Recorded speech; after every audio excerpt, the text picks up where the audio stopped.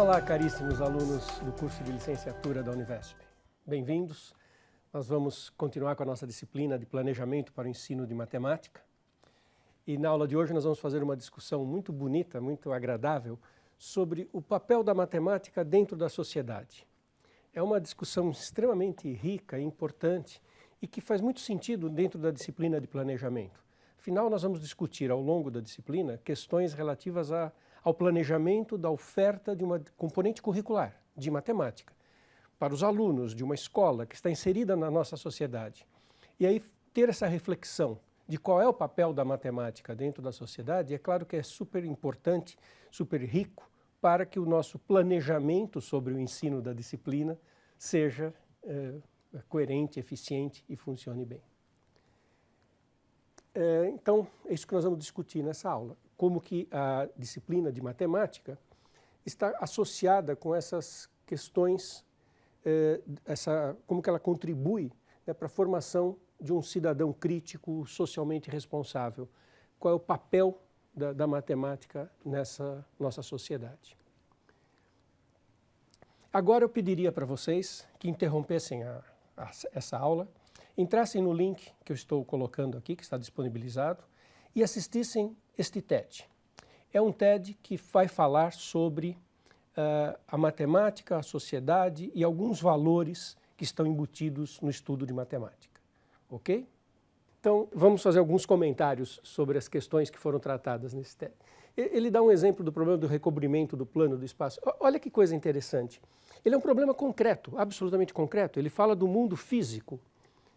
Ele é real, mas ao mesmo tempo ele não tem aplicações imediatas. Para discutir aquele modelo mais sofisticado de ocupação do espaço, ele não tem uma aplicação imediata. Olha como é interessante a matemática nesse aspecto. Ela lida com problemas reais, mas que nem sempre tem uma aplicação imediata. Muitas vezes a aplicação vai aparecer depois, como o exemplo que ele cita, que foi usado na construção do estádio olímpico na Olimpíada. É curioso isso, e a gente vai refletir ao longo do curso todo de vocês essa questão da matemática ser real, concreta e ao mesmo tempo abstrata. E às vezes as aplicações não são tão imediatas. Isso é uma coisa muito interessante de pensar. Comentários que ele fez e que são muito pertinentes e que nós temos que ter em mente quando nós planejamos a nossa disciplina de matemática. Lembre-se que a grande maioria das pessoas não vão ser profissionais em matemática ou área afim. Então nós vamos ensinar matemática para pessoas que não vão ser profissionais de matemática. E tampouco vão ser usuários frequentes de uma matemática mais avançada. Isso é uma realidade. Não adianta dizer que a matemática é importante, ponto. As pessoas observam a vida e veem que elas não usam muita matemática no dia a dia. Há um folclore que diz que matemática está presente em tudo. Sim, mas muitas vezes a pessoa passa um dia inteiro da sua vida e ela não tem consciência de ter usado matemática de forma consciente. Ela não fez nenhuma conta, nenhuma porcentagem, nenhum cálculo de juros. Então, é um desafio para nós, professores, lidarmos com essa questão. Um desafio muito bonito, um desafio muito entusiasmante. Por exemplo, muitos alunos dos nossos alunos, não vão ficar usando fatoração todo dia. Eu coloquei aqui 2 exemplos, né? Ou a relação fundamental da trigonometria. Não vai aparecer no dia a dia das pessoas. Além disso, como também aparece no TED, as pessoas vivem dizendo que matemática é difícil, que elas não eram boas alunas em matemática e vão nos perguntar por que eles têm que estudar matemática. Isso fica muito claro no TED, né? As pessoas perguntam para a gente, por que eu tenho que estudar matemática? Para que serve a matemática? E quando ela faz essa pergunta, ela não está perguntando para que matemática é usada na corrida espacial. Ela está perguntando por que matemática é útil na vida dela. E isso é uma pergunta que todos os nossos alunos vivem nos fazendo, não?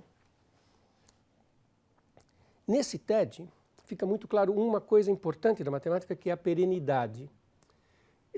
O fato da matemática ser uma coisa definitiva, né? Que uma vez estabelecida uma verdade matemática, ela não vai mudar. É ao contrário da tecnologia, em que as coisas evoluem muito depressa.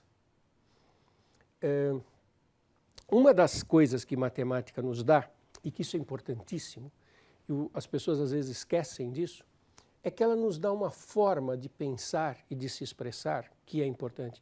Mesmo que uma pessoa não use matemática num certo dia da vida dela, ela não faça nenhum cálculo com uma fatoração ou use um logaritmo naquele dia dela, o ensino de matemática lhe deu uma leitura da vida baseada no rigor de pensamento e no rigor de expressão, que é fundamental para o exercício da cidadania.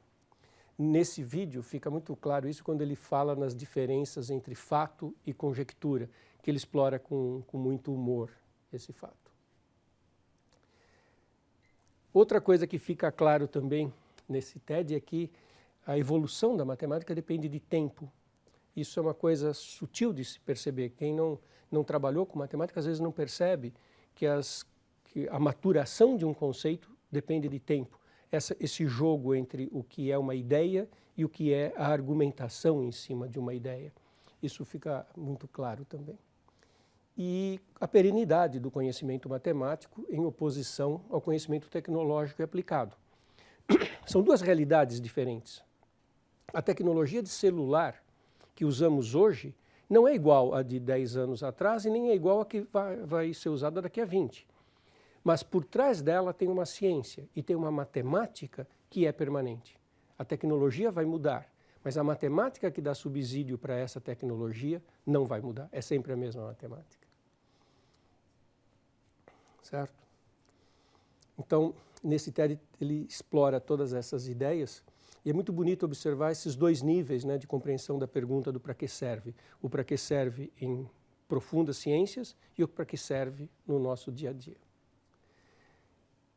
O Antônio Cândido, um grande crítico literário brasileiro, faleceu em 2017, ele tem uma reflexão extremamente profunda. Ele diz o seguinte, que a literatura ensina a ver a vida. Então, ele fala da importância da literatura para uma pessoa viver a vida. E ele diz que uma sociedade ideal assegura acesso a todos os níveis de literatura para as pessoas. E não cabe a pergunta para que serve a poesia, para que serve um romance. Ele nos ajuda a ver a vida. E a mesma coisa ocorre com a matemática, com o conhecimento em geral. O conhecimento, ele nos dá uma visão de mundo. Ele nos permite enxergar a vida e viver a vida de uma maneira mais plena. E uma sociedade justa, desenvolvida, democrática, inclusiva, o que ela vai dar é a oportunidade para todos nós, para todos os cidadãos, aprenderem coisas que vão ser úteis para eles poderem ter essa visão de vida mais rica, mais completa, mais abrangente.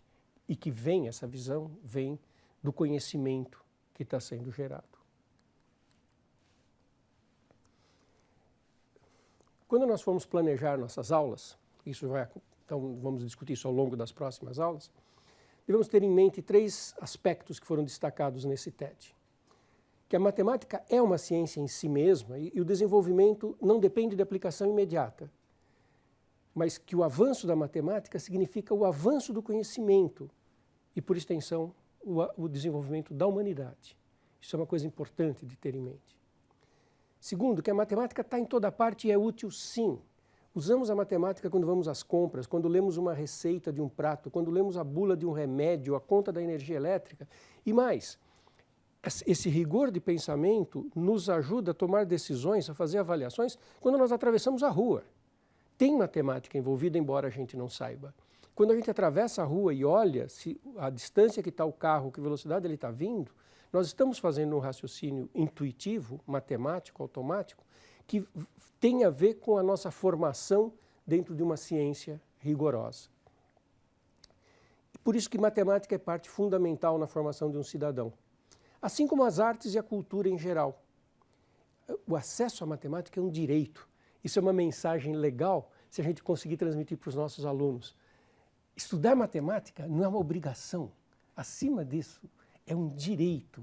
É uma coisa boa que a gente tem que querer ter. não é uma obrigação a ser cumprida. Bom, meus queridos, nesta aula ficamos por aqui.